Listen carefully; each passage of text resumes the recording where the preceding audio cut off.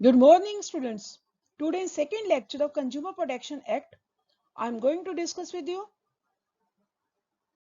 responsibilities of consumers. What are the consumer responsibilities?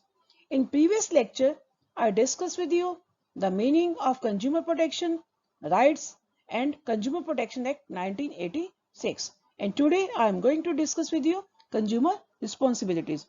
What are the responsibilities of consumers? Consumer की भी तो कुछ responsibilities है. अगर राइट्स उनको प्रोवाइड दिए किए गए हैं तो उनकी रिस्पॉन्सिबिलिटीज क्या हैं? while purchasing any goods and services, जब भी कोई कंज्यूमर कोई भी गुड्स और सर्विसेज परचेज करे तो क्या क्या उनकी रिस्पॉन्सिबिलिटीज है? One, be aware about various goods and service available. उसे जितने भी गुड्स और सर्विसेज अवेलेबल है मार्केट में उनके बारे में उसे पता होना चाहिए, सावधान होना चाहिए. कंज्यूमर शुड बी अवेयर, उसे पता होना चाहिए about various goods and services available in the market so that an intelligent and wise choice can be made.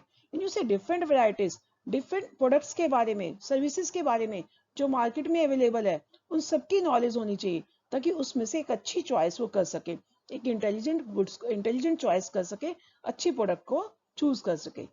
Now second point is buy only standardised goods. एक उसकी responsibility ये भी है कि consumer should buy only standardised goods, यानी उसे सिर्फ standardised goods यानी अच्छी क्वालिटी की गुड्स परचेज करनी चाहिए. As they provide quality assurance.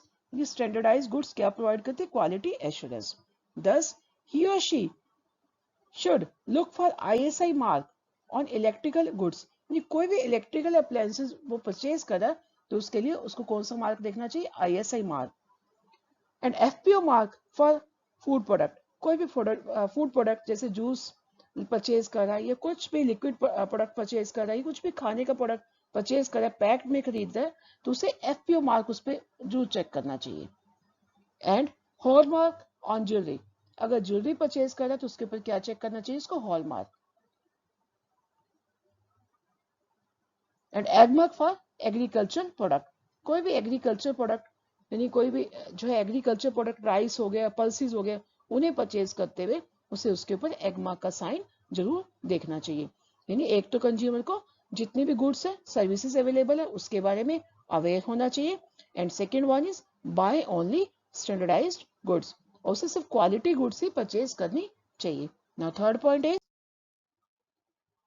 Read label carefully. जो भी प्रोडक्ट के ऊपर लेबल लगे हुए हैं, पैकेजिंग की होती है, जितनी भी इंस्ट्रक्शंस लिखी हुई है, लेबलिंग की हुई है, उसे ध्यान से पढ़े. यानी so to have information about price, net weight, कितनी प्राइस है प्रोडक्ट का, वेट कितना है, manufacturing and expiry dates etcetera. जब भी कोई प्रोडक्ट परचेज करने जा रहा है कंज्यूमर तो उसे प्रोडक्ट के बारे की price, net weight, manufacturing, expiry date, precautions क्या क्या है, यानी जो भी लेबल दिया होता है उस सारी इंस्ट्रक्शंस उसे पढ़नी चाहिए. Now next, be honest in your dealing. यानी कंज्यूमर को अपनी डीलिंग में ईमानदार होना चाहिए, ऑनेस्ट होना चाहिए. ही और she should choose only legal goods and services. उसे लीगल गुड्स एंड सर्विसेज ही परचेज करनी चाहिए. ये नहीं कि कोई उसने चोरी का सामान खरीद लिया, इलीगल प्रोडक्ट से खरीद लिया, जैसे कुछ किसी ने ब्लैक मार्केटिंग की थी, होर्डिंग की थी, उससे उसने सामान खरीद लिया. तो इस तरह के प्रैक्टिसेस को उसको डिस्करेज करना चाहिए. यानी उसे लीगल गुड्स एंड सर्विसेज को ही परचेज करना चाहिए. जितनी भी इलीगल गुड्स एंड सर्विसेज है उनकी बाइंग उसको नहीं करनी चाहिए. Now fifth point is ensure a fair dealing. यानी consumer must assert himself or herself to ensure that he or she gets a fair deal. यानी उसे अपने आप को ये इंश्योर करना होगा कि जो डीलिंग कर रहा है, जो भी प्रोडक्ट या सर्विस बाय करने जा रहा है, उसमें डीलिंग उसकी फेयर होनी चाहिए. यानी six point is ask for a cash memo. Cash memo मतलब बिल. जो भी प्रोडक्ट वो परचेज करना चाह रहा है उसको उसका बिल जरूर लेना चाहिए. एक बिल ही तो बाइंग का प्रूफ है. यानी जो उसने परचेज किया, बिल एक प्रूफ का काम करता है. यानी consumer must ask for a cash memo on purchase of goods और service. This would serve as a proof of the purchase of goods. जो भी उसने परचेज किया, प्रूफ तो उसी का वही है ना.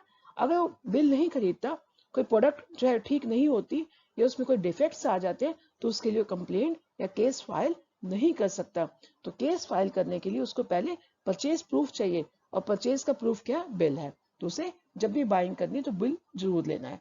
Now next, while using the consuming any goods and services, उसे क्या करना चाहिए? Learn about the risk associated.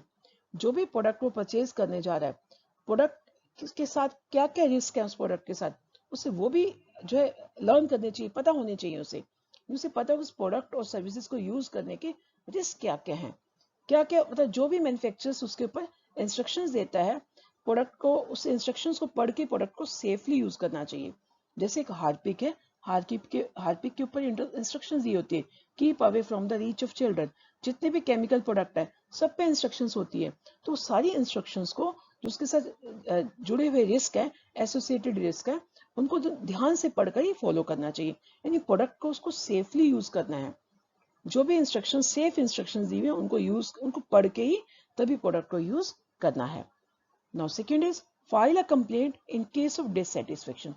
अब ये भी उसकी रिस्पॉन्सिबिलिटी है, अगर किसी भी प्रोडक्ट से डिससेटिस्फाइड है तो उसे कंप्लेंट करनी ही चाहिए। ये ना सोचे कि प्रोडक्ट 5 रुपीज की है, 10 रुपीज की, उसकी क्या कंप्लेंट करनी है, क्योंकि अगर वो इस समय कंप्लेंट नहीं करेगा, it means he is encouraging the producer to produce जो है अनट्रेड इलीगल प्रोडक्ट, या जितने भी मिलावटी प्रोडक्ट है, अडल्टेटेड प्रोडक्ट के लिए उसे मोटिवेट कर रहा है। यानी consumer must file a complaint in an appropriate quality of goods purchased or services availed.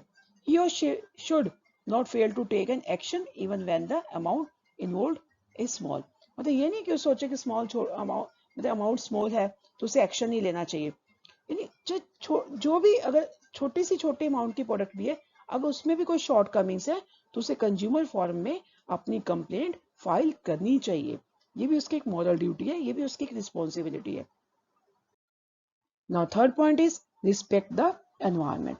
अब कंज्यूमर की एनवायरमेंट के प्रति भी जो रिस्पॉन्सिबिलिटी क्या है, यानी consumer must respect the environment and avoid wastage नहीं करनी चाहिए, लिटरिंग यानी कूड़ा नहीं फैलाना चाहिए, गंदगी नहीं फैलानी चाहिए, यानी कॉन्ट्रीब्यूटिंग टू पॉल्यूशन, यानी ऐसा कुछ भी काम नहीं करना चाहिए जिससे वेस्टेज नहीं फैलानी चाहिए, लिटरिंग नहीं करनी चाहिए जिससे पॉल्यूशन बढ़े।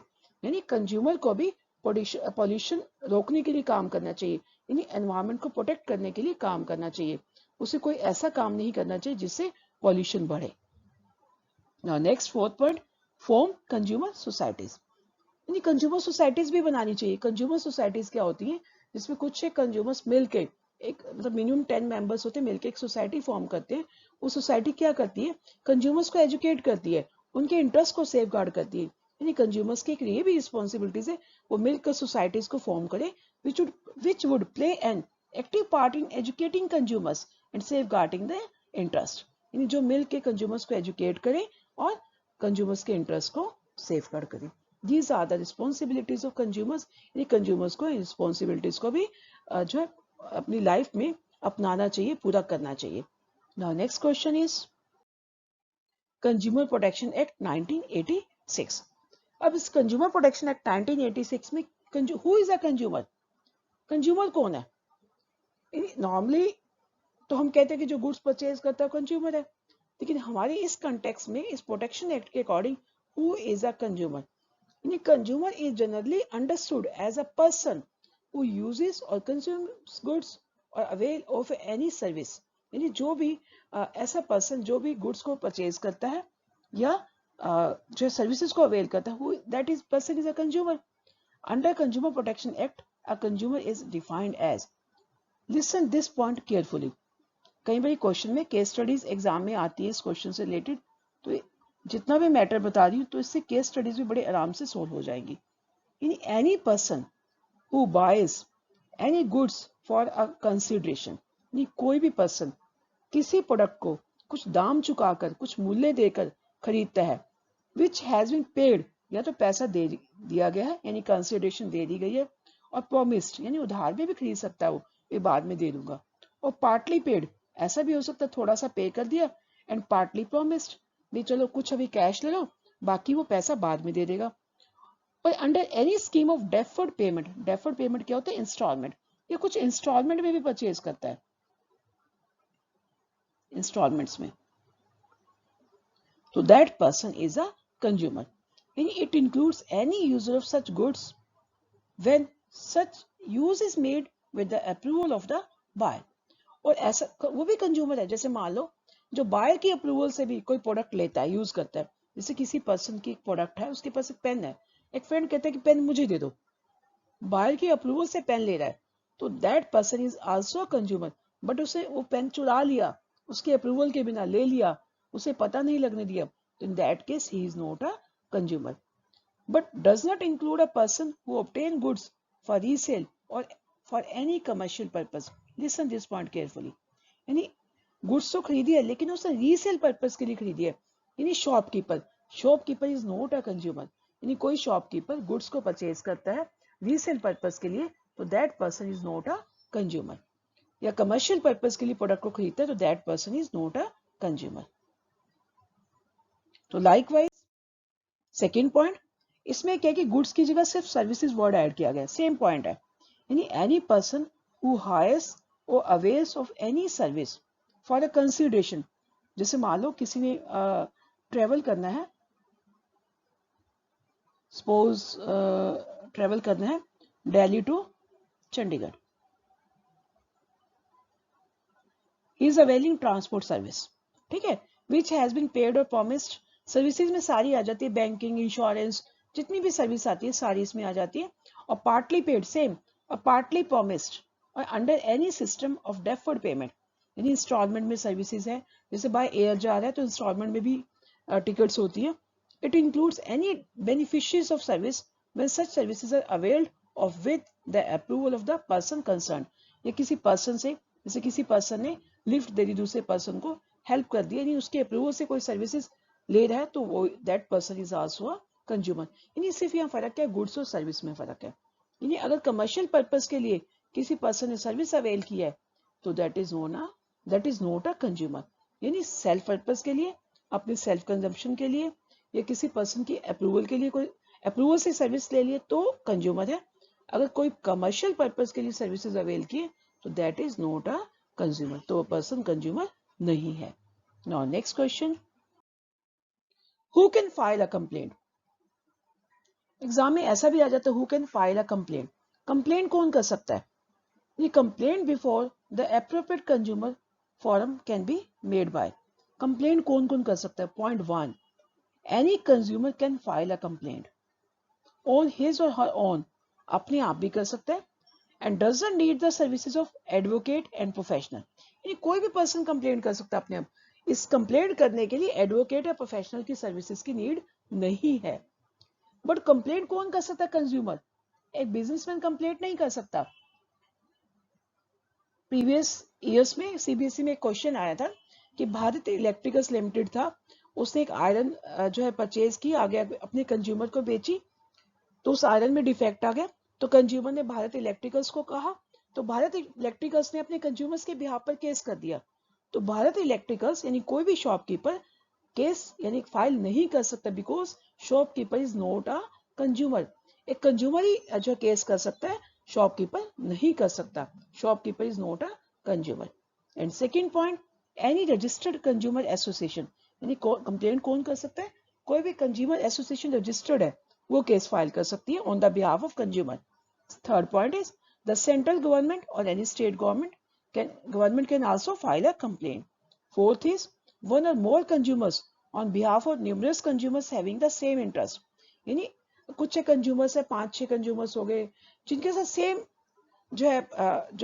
कोई शॉपकीपर ने सेम जो उनके साथ डिफेक्ट आया प्रोडक्ट में, तो मिलकर भी वो इकट्ठा केस कर सकते हैं, जरूरी नहीं कि अलग अलग करेंगे, इकट्ठे जो है ग्रुप बनाकर भी वो केस फाइल कर सकते हैं। लीगल हेयर और रिप्रेजेंटेटिव ऑफ डिसीज कंज्यूमर, कोई डिसीज कंज्यूमर है जिसकी डेथ हो गई है कि उस प्रोडक्ट की वजह से, तो क्या है, अब वो तो खुद केस नहीं कर सकते, उसकी जगह उसका लीगल रिप्रेजेंटेटिव, उसकी वाइफ, उसका बेटा जो भी है, तो वो भी उसके बिहाफ पे केस कर सकते हैं।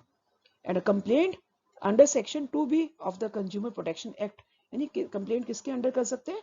Section 2B of the consumer protection act 1986। तो ये सारी जो कंप्लेंट, यानी who can file a complaint, कोई भी कंज्यूमर एसोसिएशन जो रजिस्टर्ड हो, सेंट्रल स्टेट गवर्नमेंट भी कंप्लेंट कर सकती है, ग्रुप ऑफ कंज्यूमर्स भी कंप्लेंट कर सकते हैं, और कंज्यूमर का लीगल जो रिप्रेजेंटेटिव है वो भी कंप्लेंट कर सकता है। तो इसके अलावा कोई भी बिजनेसमैन किसी प्रोडक्ट की कंप्लेंट कंज्यूमर कोर्ट में नहीं कर सकते। Against whom complaint can be filed. अब कंप्लेंट की कब जाती है, किस लिए की जा सकती है, यानी कंप्लेंट किस गुड्स और सर्विसेज के लिए की जा सकती है। Point 1, in case of any defective goods supplied, कोई भी डिफेक्टिव गुड सप्लाई की गई है, a complaint can be filed against the manufacturer or seller or a dealer। जिस मैन्युफैक्चरर ने, सेलर ने और डीलर ने डिफेक्टिव गुड्स सप्लाई की है, उसके अगेंस्ट कंप्लेंट हो सकती है। And second point, for any deficient services rendered, a complaint can be filed against the provider of the services। यानी किसी भी सर्विसेज में कोई कमी पाई गई तो उसके अगेंस्ट भी, जो सर्विस प्रोवाइडर है उसके अगेंस्ट भी कंप्लेंट फाइल की जा सकती है। यहाँ पर defective word is used for goods and deficient word is used for services. मतलब अगर सर्विसेज वर्ड है तो उसके साथ सर्विसेज के रिगार्डिंग कंप्लेंट है तो वर्ड डेफिशिएंट यूज होगा, और गुड्स है तो डिफेक्टिव। यानी defect means any fault, imperfection or shortcoming in the quality, quantity or purity of goods, and deficiency means any perfection, shortcomings or inadequacy in the quality, nature and manner of performance of services। And today you have to revise these two questions and you have to write these questions in your notebook. Thank you and have a nice day.